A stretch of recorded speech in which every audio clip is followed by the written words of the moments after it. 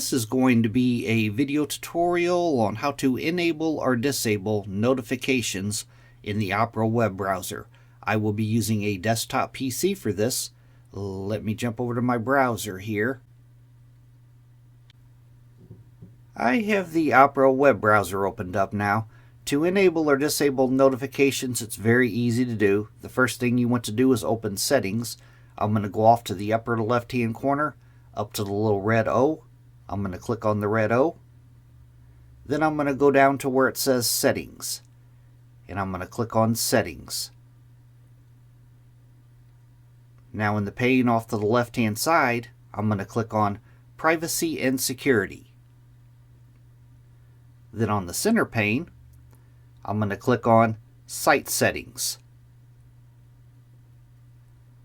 Then I'm going to scroll down just a little ways to the Permissions area. And right in here, Notifications, I'm going to click on Notifications. And right up top here, Default Behavior.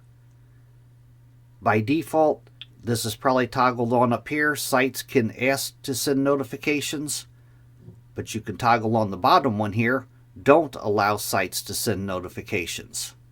That is how to enable or disable notifications in the Opera web browser. Thanks for watching.